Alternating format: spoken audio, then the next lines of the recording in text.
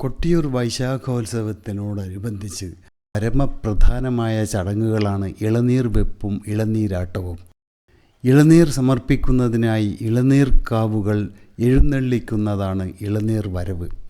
കണ്ണൂർ, കോഴിക്കോട് ജില്ലകളിലായി വിവിധ പ്രദേശങ്ങളിലുള്ള 121ഓളം ഇളനീർ മഠങ്ങളിൽ നിന്നാണ് കൊട്ടിയൂരിലേക്ക് ഇളനീർക്കാവുകൾ വരുന്നത്. കോട്ടയം, നാട്ടുരാജ്യങ്ങളിലെ തീയ സമുദായങ്ങൾക്ക് മാത്രമാണ് ഇളനീർ വെപ്പിന് പാരമ്പര്യാവകാശമുള്ളത്.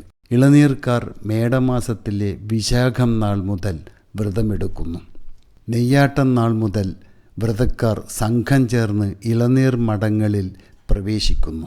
ഇടവമാസത്തിലെ തിരുവോണം നാളിൽ ഇളനീർ സംഘം എരുവട്ടിക്കാവിൽ നിന്നും പുറപ്പെടുന്നു.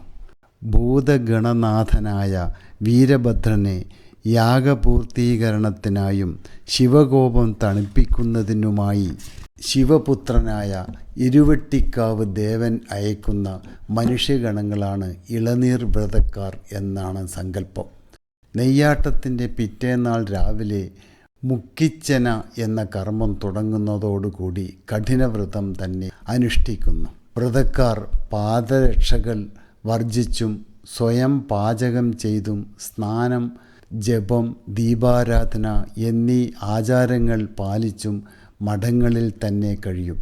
ഇളനീർ മഠങ്ങൾക്ക് കഞ്ഞിപ്പുര, പടി എന്നും പറയുന്നു. ഇളനീർക്കാവുകൾ കൊണ്ടുവരുന്നതിന് പാരമ്പര്യ അവകാശികളുണ്ട്. ഇതിൽ എരുവട്ടിത്തണ്ടയാൻ പ്രഥമ സ്ഥാനം അർഹിക്കുന്നു. ഏറ്റവും ഒടുവിൽ ഇളനീരും എണ്ണയും സമർപ്പിക്കുന്നത് എരുവട്ടിത്തണ്ടയാനാണ്. ഓലമടൽ തണ്ടിൻ്റെ ഇരുഭാഗങ്ങളിലും 3 ഇളനീരുകൾ വീതം കൂട്ടിക്കെട്ടി തൂക്കിയാണ് ഇളനീർക്കാവ്.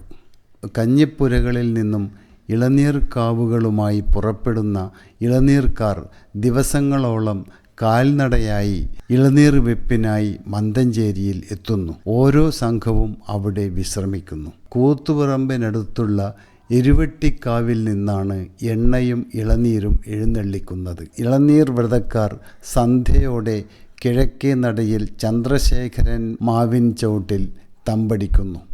അവർ ഇളനീർ വെപ്പിനായി മുഹൂർത്തം കാത്തുനിൽക്കും. രാത്രിയിലെ പന്തീരടി പൂജ കഴിഞ്ഞാൽ കിഴക്കേ നടയിൽ ഭണ്ഡാരത്തിനടുത്ത് കുടിപതിയിലെ കാരണവർ വെള്ളിക്കിടാരം സ്ഥാപിക്കും. ശ്രീഭൂതബലി കഴിയുന്നതോടെ തിരുവഞ്ചിറയിൽ കിഴക്കേ നടയിലെ നിർദ്ദിഷ്ട സ്ഥാനത്ത് കാര്യത്ത് കൈക്കോളൻ തട്ടും പോളയും വെക്കും. ഈ ചടങ്ങ് കഴിയുന്ന നിമിഷം മുതൽ കിഴക്കേ നടയിൽ നിന്നും വ്രതക്കാർ കുതിച്ചുപാഞ്ഞ് തിരുവഞ്ചിറയിൽ എത്തി തമ്പോളയെ വലം വെച്ച് ഇളനീർക്കാവുകൾ സമർപ്പിച്ച് വെള്ളിക്കിടാരത്തിൽ കാണിക്കയർപ്പിച്ച് പടവുകൾ കയറും. കിഴക്കേ നടയിലെ കൽപ്പടവുകളിൽ ഒറ്റക്കാലിൽ നിലയുറപ്പിച്ച് നിൽക്കുന്ന വീരഭദ്രനെ വണങ്ങി കാണിക്ക അർപ്പിച്ച് അനുഗ്രഹം വാങ്ങി മടങ്ങിപ്പോവുന്നു. വ്രതക്കാരെല്ലാം ഇളനീർ സമർപ്പിച്ചു കഴിഞ്ഞാൽ എരുവട്ടിത്തണ്ടാൻ പരിവാരസമേതം പടിഞ്ഞാറേ നടവഴി സന്നിധാനത്തിലെത്തി തൃക്കൈക്കുട സമർപ്പിക്കുന്നു.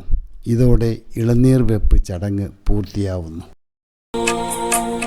തത്പുരുഷായ വിദ്മഹേ മഹാദേവായ ധീമഹി. കൈലാസനാഥ ത്രികണ്ണേശ്വര കൊട്ടിയൂർ വാഴും ജഗദീശ്വര പൊന്നിൻ ശിവേലിയും തൊഴുതു ഞാനവിടുത്തെ അച്ഛന ദർശിച്ചു മനം നിറഞ്ഞു.